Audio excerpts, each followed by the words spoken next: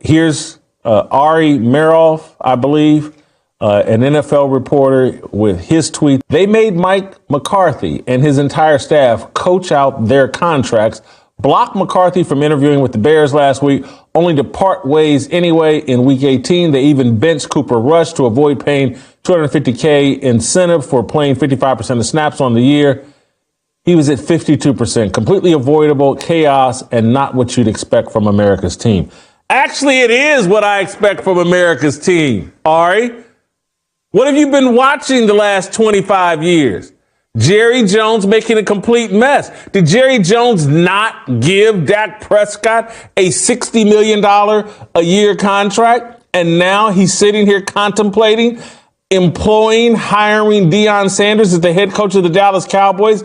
And you know what comes along with Deion and coaching?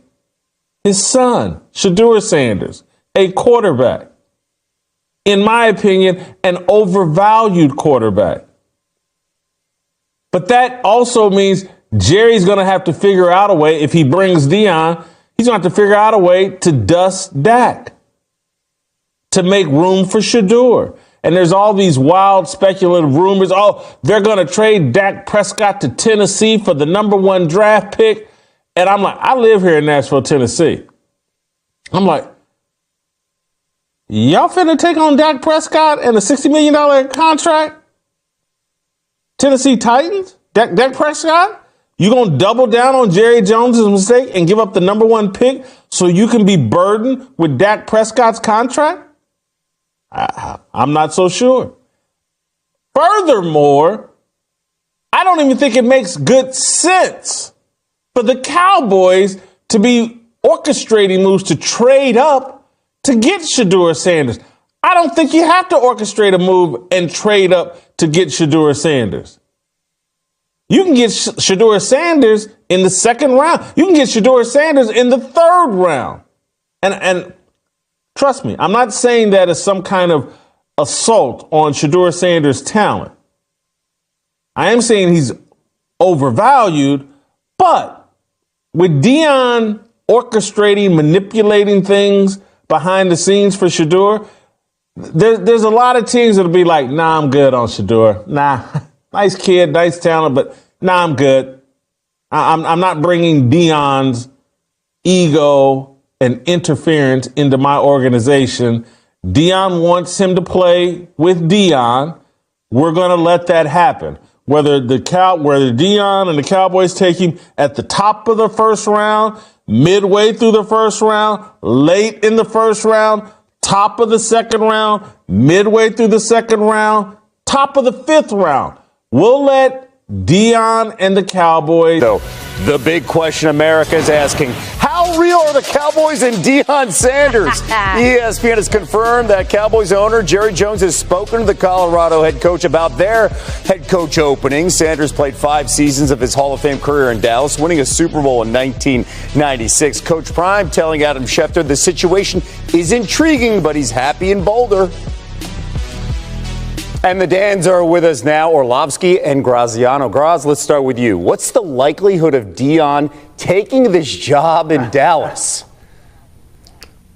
I'm a little skeptical that that's the way this ends up going. I just think there's a lot of hurdles to clear. And even in Deion's comments to Adam Schefter last night, it sounds like he's pretty content where he is. Look, I think it's very interesting, obviously. And Deion, in his comments to Adam, made it clear that he found it very interesting as well. It's just a situation where the way it works in Dallas with the head coach and Jerry sort of being the center of everything in that organization, I think there's a lot of things operationally they'd have to work out in terms of what the expectations would be, in terms of who's front and center, in terms of the power dynamic there. I think ultimately it's the kind of thing that sounds good, but in the end, it probably is not the way, it's probably not the way this turns out. Okay, healthy dose of realism aside from Dan Graziano. Danny O, let's humor this for a second. What do you make of this idea, Deion head coaching the Cowboys? Sounds great, but I side with Graz a little bit. I think Deion made it very clear that if he was going to go coach in the NFL, it was going to be to coach his sons, plural, in his words, both Shedeur and Shiloh. Dak Prescott's the quarterback of the Dallas Cowboys, and unless there's something that they can do with his contract to get him out of there, because if they hired Deion and that mandate was still a mandate, then I don't want to be playing for the Dallas Cowboys if I am Dak Prescott any longer. So it just makes me feel it's unlikely in reality. I think that some of the names that have been thrown around just are realistically more of an option. Steve Sarkisian, maybe. I know he loves being at Texas.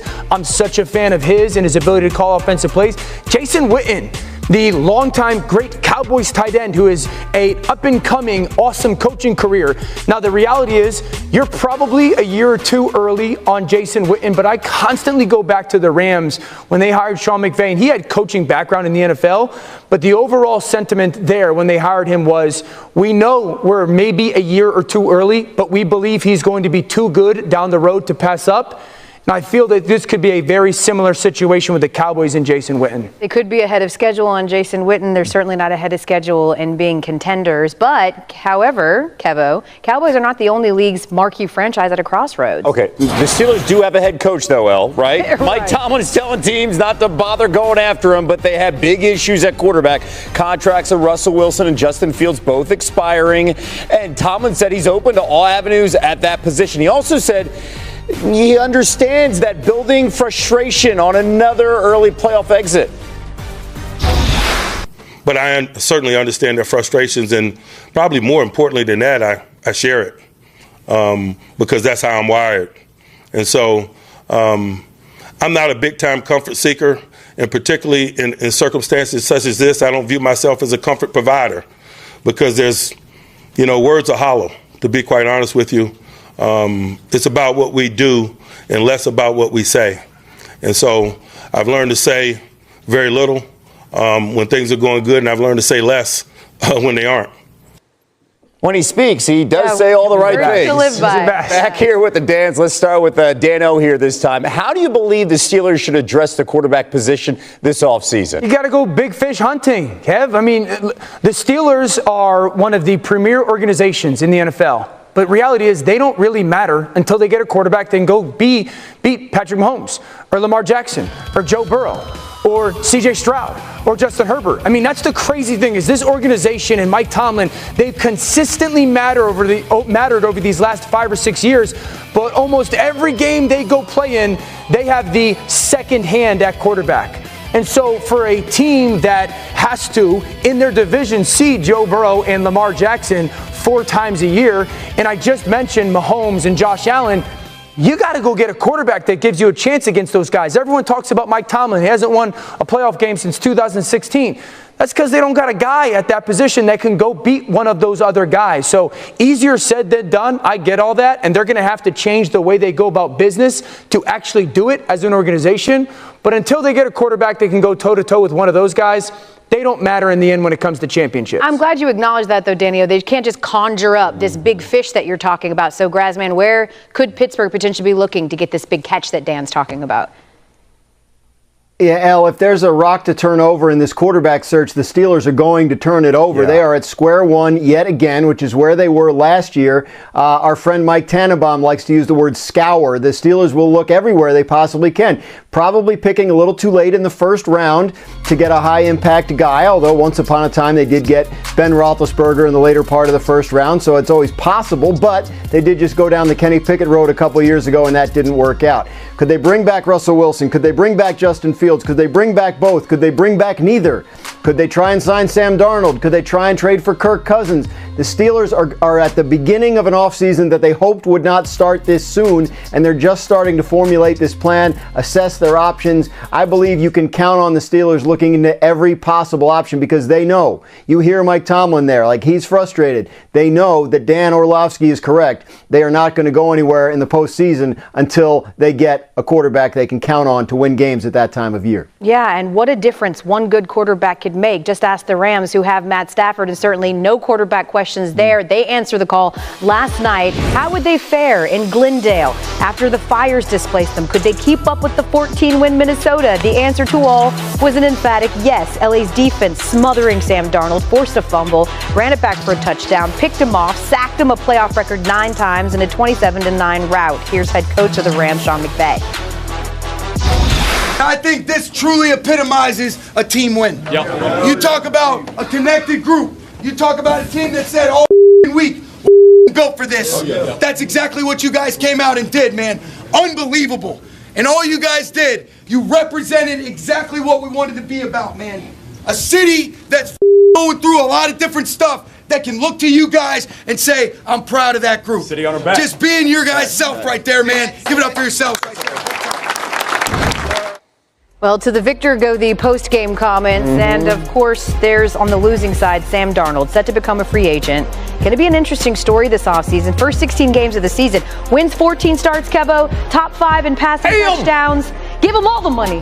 But then in the 2 most important games of the season, the last 2 games, he posted just a 16 QBR. Give me my money back. Exactly. The interwebs are all over the place saying that in 8 days, Sam Darnold could have cost himself zeros on that paycheck. But Graz, what are you hearing about the market right now for Darnold this offseason?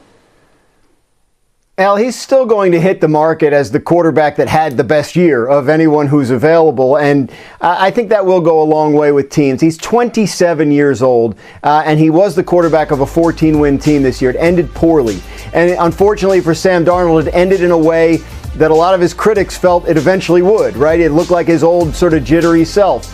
So if you're going to sign Sam Darnold, you're probably looking at something along the lines of like what Baker Mayfield got from the Buccaneers, maybe a little bit more. That was $100 million over 3 years. That kind of deal is probably where he lands. Again, probably a little higher in terms of salary, but more importantly, I think an organization is going to really sit back and assess, like, do we have the coaching infrastructure that Minnesota has that got the absolute best out of Sam Darnold this year? And if you really believe in your coaches, I think he's somebody that appeals. Minnesota, could they keep him? Maybe. Could they franchise him and trade him? There are people in that building that are leery of letting a 27-year-old quarterback who just had this kind of season walk out the door and get nothing in return. Right. But they do have J.J. McCarthy coming, and if they want to keep Sam Darnold, it probably is not long term. By the way, there's a market where there's a handful of teams that need quarterbacks, that are desperate for quarterbacks. So, Dio, what should Darnold be looking for as he ponders his future this offseason?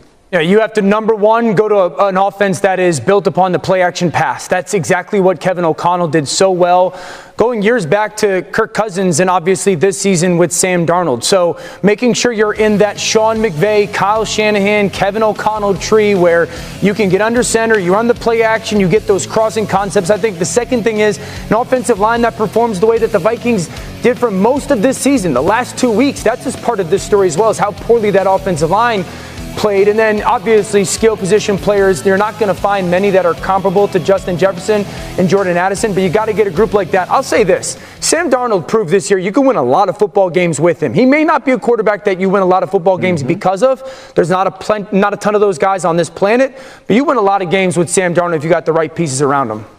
Just not the biggest games, as we saw the last 2 weeks, and that plays a big role in this narrative. Darnold threw 35 passing touchdowns this season, and Graz brought this up. Keep in mind, he's only 27. Sure. I mean, we sometimes seem to forget because he was a top 3 pick, and then he's gone through so much turmoil throughout his career. Dan and Dan.